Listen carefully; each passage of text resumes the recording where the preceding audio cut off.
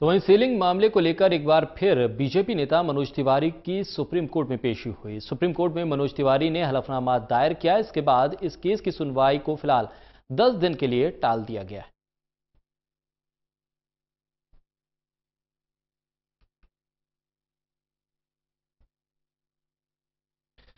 तो मनोज तिवारी के अब सुप्रीम कोर्ट में एक बार फिर पेशी हुई है और हलफनामे के जरिए सुप्रीम कोर्ट के पूछे गए सवालों का जवाब मनोज तिवारी ने दायर किया है सुप्रीम कोर्ट में। अब देखना यह होगा कि सुप्रीम कोर्ट मनोज तिवारी के दायर किए गए हलफनामे से कितना संतुष्ट हो पाता है।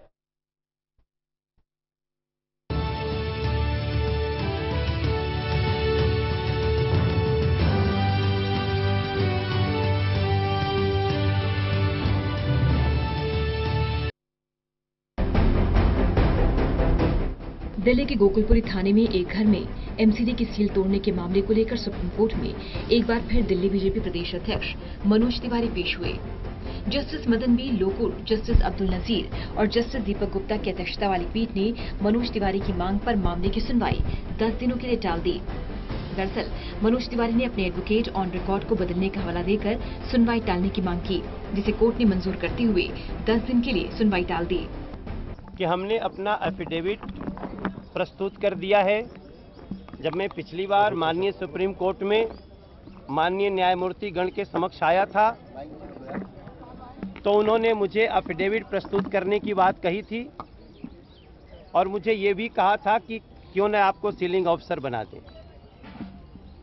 मैंने अपना एफिडेविट दाखिल कर दिया है और एफिडेविट में मैंने स्पष्ट रूप से लिखा है कि मॉनिटरिंग कमेटी न्यायिक रूप से अपने दायित्वों का पालन नहीं कर रही है, पिक एंड चूज कर रही है, दिल्ली की जनता पे पिक एंड चूज के तहत अत्याचार कर रही है और अब ये सीलिंग उद्योग बन गया है। भ्रष्ट अधिकारियों के साथ मिलकर के मॉनिटरिंग कमेटी पिछले 2006 से 2018 तक जिस त्रास और भय में दिल्ली को डाली है उससे पूरे दिल्ली के लोग भयभीत हैं। दरअसल मनोज तिवारी ने सुप्रीम कोर्ट में दायर हलफनामे में कहा कि उनके खिलाफ कोर्ट की अवमानना का मामला नहीं बनता, क्योंकि उन्होंने कोर्ट की अवमानना नहीं की है। इस मामले से मॉनिटरिंग कमेटी के निर्देश का कोई लेना देना नहीं था। ऐसे में अब देखना होगा कि मनोज तिवारी के हलफनामे के बाद अब ये मामला किस तरह से आगे बढ़ता है। टोटल न्यूज के लिए दिल्ली से सुचित्रा गोस्वामी की रिपोर्ट। चलिए आइए अब आपको बताते हैं कि जब मनोज तिवारी को इस मामले की पिछली सुनवाई में बुलवाया गया था तब क्या हुआ था। सुप्रीम कोर्ट के आदेश पर 25 सितंबर को मनोज तिवारी पेश हुए थे। सुप्रीम कोर्ट ने मनोज तिवारी की सीलिंग पर मीडिया में दिए गए बयान पर नाराजगी जताई थी। कोर्ट ने कहा था कि आपने बयान दिया है कि 1000 संपत्तियां ऐसी हैं जो सील होनी चाहिए, आप लिस्ट दें, हम आपको सीलिंग अधिकारी बना दें। कोर्ट ने अवमानना नोटिस का जवाब दाखिल करने के लिए मनोज तिवारी को 1 सप्ताह का समय दिया था।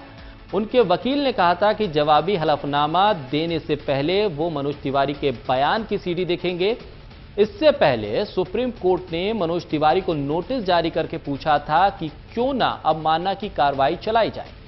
सीलिंग मामले की सुनवाई के दौरान मॉनिटरिंग कमेटी की ओर से कोर्ट को बताया गया था कि तिवारी ने एक इमारत की सील तोड़ी है। ये न सिर्फ सरकारी काम में दखल है बल्कि ये अदालत की अवमानना भी है और इस मामले में अब मनोज तिवारी की तरफ से अपना जवाबी हलफनामा भी दायर किया गया है और कोर्ट के सामने अपना पक्ष मनोज तिवारी ने हलफनामे के जरिए रखने की कोशिश की है। अब अगले सुनवाई में कोर्ट की तरफ से क्या कुछ फैसला आता है उस पर नजर रहेगी।